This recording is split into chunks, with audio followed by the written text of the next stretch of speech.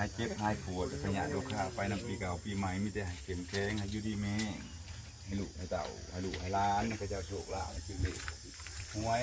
ติดถ้วยกันมันถือกันล้านนี่ผมจะมีอันนี้ คำบ่ถึกเลขนี่บ่ได้มีอะไร บ่ได้มีอะไรกันบ่ถือเลย บ่มีแนวแต่งเนาะ 3ตัวตรงๆเลย บ้านนี่แน่เนาะตัว6ตัว ได้เลขแห่งไปกันใหญ่วะจาก3โตมา3โตเลยใบพันมาได้ทงยกหาบ่เห็นเลยบ่ เราไปซ้ายเลยนะ เจ้าถูก บ่คอยว่าครับไปถึกเลขอัน6โตอ่ะบ่เอาเมียซ้ำบัดนี้แหงคักเลยบัดนี้ไปเลยบัดนี้ ช่วงๆถ้าไปถือเลข6ตัวได้ดีใจเด้บ่ได้ใส่ทำเงินถือเลข6ตัวฉกก่อน มีแต่ว่า ยังเขาใช้เจ้าอยู่ ไอ้น้องเฮานี่กิน3มื้อ3คืนบ่ต้องนอน เขาเห็นเจ้าตกใจบ่ได้ดีใจเด้อตัวนั้นแหละสิหมดเห็น บางที่เขาบอกว่า300 ล้านนั่นบางที่30,000เท่านั้นให้แต่ว่าเอาไปบูชาวัดก่อนได้ก็ถือว่าอันนี้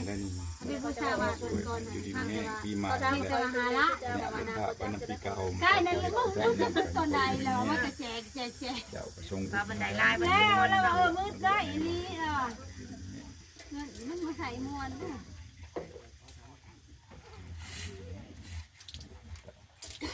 เอ้า ไปเลยตาลูก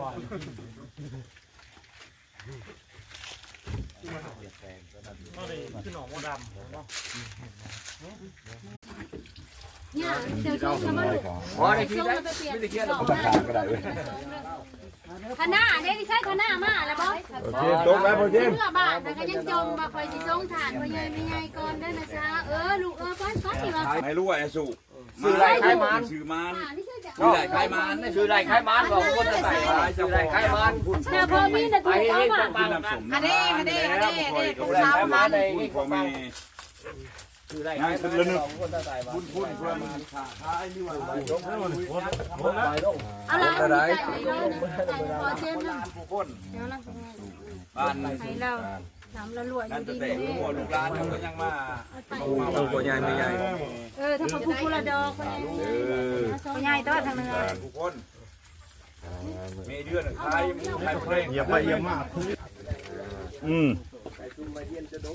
อย่าช่วย ได้คือห้องคนตกแม่จับปืนก็ได้ ข้าวเฮ็ดไทยเฮ็ดหน้ามันยังคือที่ใดเฮ็ดนัก แต่ว่าหมู่เจ้าพลอยเลยว่าที่ภาพไปเขมราชไปแก้คอร์ดบิแข่งเจ้ามันคอร์ดร้ายเลยแกออกมัดเก่าแล้วแก คนทำไปยาวปีนี้ก็แล้วมาให้เงินคอร์ดนั่นนี่แค่ไหนก่อน คอร์ดเงินน่ะคนมีเงินได้เป็นคอร์ดร้าย